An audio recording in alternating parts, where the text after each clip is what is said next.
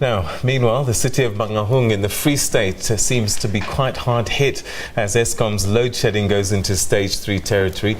We're now across to Mangaung local municipality spokesperson Qondile Khedama for more on the situation in Bloemfontein. Thank you very much for joining us this afternoon or this evening, Mr. Khedama.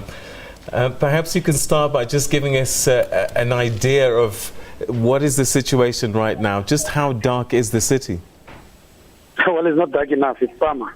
But I must indicate, though, that we did get an indication from our utility, electricity utility, which is Sandblack, that there's a possible acceleration of the load shedding, stage 3.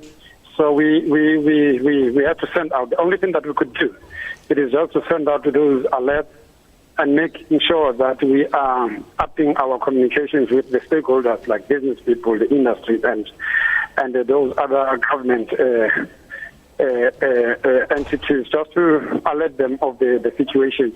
But obviously, both our electricity utility and Eskom itself has been keeping people abreast on the development. So I don't think it came as a shock to us, but most of the members of the community, business and other government entities have been able to improvise. But obviously, there's nothing we can do as the city over and above what we have already done.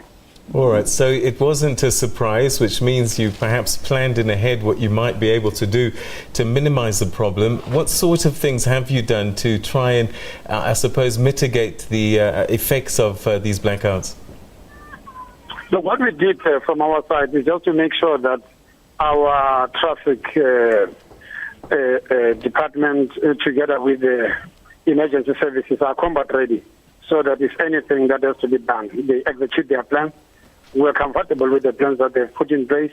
For example, you'd have those key points with regard to traffic lights that has to be mended immediately.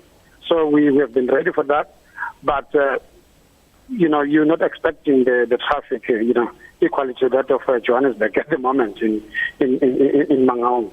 So we're able to manage the situation at the level of the traffic, but issues related to your health institutions like hospitals and so, most of them do have backups. So are other businesses within the city. So at least there are mitigating plans that are in place. So we sort of are getting there, because obviously problem that will be with us for some time. So we have to just gear ourselves towards making sure that when it happens, when it strikes, we are ready. All right, we're going to have to leave it there. Thank you very much indeed for joining us. That was the Mangaung local municipality spokesperson, Qondile Khedama, telling us about the situation in Bloemfontein.